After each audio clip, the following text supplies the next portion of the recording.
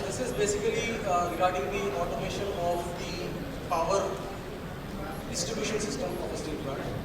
So the major terms or the keywords here are unintentional islanding and dynamic load shedding. So once we understand these two terms, then we can see how they are interrelated. Unintentional islanding is when what we used to experience quite often earlier, the power failures or the power cuts. So if we have power cuts in steel plants, how do we handle with the limited captive generation that we all have? Load shedding is something again that also we experience when we see that there are categorization of loads in the steel plant. There are category 1 loads, there are emergency loads, there are category 2 loads, and the category 3 loads. So once we categorize these loads, we can shed these loads according to our captive generation. So let me begin with the objectives of the presentation. My first objective is to have an overall understanding, or to give you an overall understanding of what the islanding and load shedding is. The second objective is to have a look at the available technologies and the implementation of these technologies, the principle of operation. The third objective is to understand the implementation methods that are existing in the present steel plant scenario. And fourth is, of course, to have value addition from all of you guys. You people are having a lot of experience in the operation of steel plants or design of them. So I seek your valuable inputs.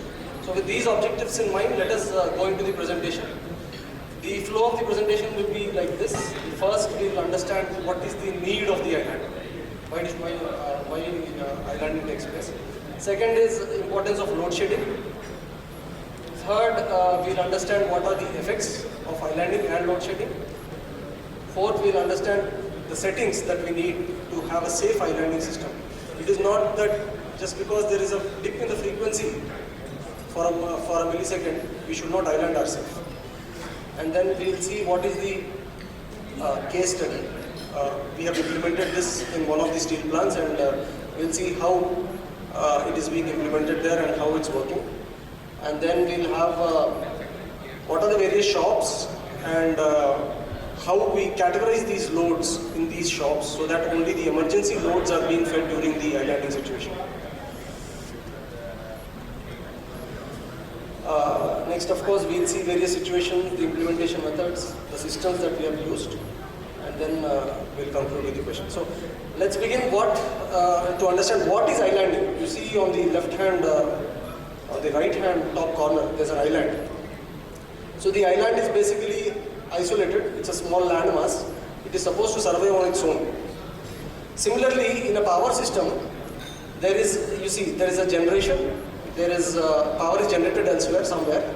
Power is getting transmitted at various voltage levels based on the power demand. Then there is sub-transmission, and then there is distribution. So these are the various levels. The power goes from the generation to the loads. And that is, of course, in the bottom you see there is a single line diagram. Electrical engineers present power flow in single line diagrams. So the stepping down and stepping up takes place with transformers. There are transmission lines for transmitting power. And then there is, of course, sub-transmission and then distribution to the loads. So what happens in an island? See, this is you see the topmost rectangle is a grid. And from the grid, the power is getting received and then distributed. You see in the bottommost corner, you have generators.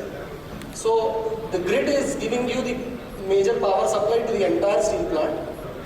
And we have a small 30 megawatt and 30 megawatt, 60 megawatt generation. Let us say a 3MT steel plant requires a maximum, it has a maximum demand of around 290 to 300 megawatt. With that maximum demand, I cannot have such a large power plant in my own premises to feed my steel plant. So what I do is I have a small captive generation. Here there is 2 into 30 megawatt generators. And these generators feed my emergency loads in case of islanding. So what is islanding? That is what I want to explain here through this diagram. So when there is a fault that takes place beyond my steel plant premises, in the network beyond my takeoff point, then what happens is the entire power is shut down. So in that case, what happens is, down below, whatever power system is there with me, I will have to island myself. Otherwise, what happens is, my generators will start feeding to that fault, which is upstream. And my generators themselves will again have to trip, thereby having a complete blackout of the steel plant. So what I have to do is, I have to isolate myself from the fault which is beyond my battery, my steel plant, and form a small island of myself. So that's what happens in the islanding situation. There's an island. In this island, I only have 60 megawatt generation, but my plant is having a demand of around 290 megawatt. So what I will have to do is I will have to match my generation with the loads. This is in a pictorial sense. I am just giving you a representation. Let us see this. Let us say this is the grid that is feeding the steel plant. This is a steel plant, and my grid is feeding it. I also have a small captive generation which is around 60 megawatt. So what happens when there is a disturbance in the grid is that the grid goes out. Now I am only left with my limited 60 megawatt generation and the entire steel plant loads with me. So this is what is an island. So what happens in this island is something which is to be studied in a meticulous way, because there is a very limited generation and there is a very large load. Now I don't want to overload my generators and trip the generators. So we need, and what happened, and it's very dynamic here, because within a second I'll have to manage my loads. Otherwise, my generators are going to feel that heavy load, and then due to under frequency, they're going to trip. Anyway, this is basically to explain why we have to island. The next slide I will explain you what is load shedding. So we are at a situation when we have islanded ourselves, and we will have to feed the loads of the steel plant. So then what I have to do is, I have to shed my loads. So there is a gap of around 200 megawatt or 220 megawatt which I have to shed in order to feed the emergency loads of these areas. So primarily my major shops are blast furnace and coke oven. I don't want to stop them at any cost. So in order to continue the production in these plants, I will have to give them their maximum demand, which would be around, let us say for coke oven and byproduct, it should be around 14 to 16 megawatt, and for blast furnace it will be around 20 megawatt. A blast furnace of 5,000 meter cube or 4,500 meter cube. So with that load, I also need some auxiliary supplies. For example, compressed air station. Both these shops need compressed air station. They need water for cooling. And of course, there are some emergency loads in SMS and HSM. The water circuits there, the cooling circuits there, they are also the emergency loads. So all these loads I have to feed during islanding at any cost.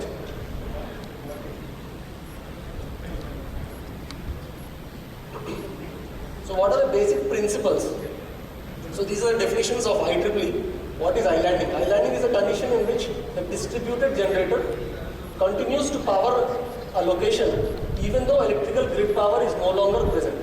As I explained you earlier, islanding can be dangerous to utility workers who may not realize that the circuit is still powered, and it may prevent automatic reconnection of the devices. So that's the definition of islanding, which we have already discussed. And as I said, island is a term which normally we use, but in terms of engineering practice, we call it a microgrid. Of late, we are learning a lot about microgrids because we are coming across terms like, we are coming across solar parks which are generating around 120 megawatt power. During the daytime they generate, and during the evenings during the night time they don't. And then we come across, for example, in Andaman and Nicobar Islands. There are small microgrids where there is a DG power and there is a solar power. There are floating solar panels. So what they do is, during the daytime, they get the power from these solar panels, and whatever power is remaining, that is being augmented by the DGs. Anyway, the microgrid is a small island which has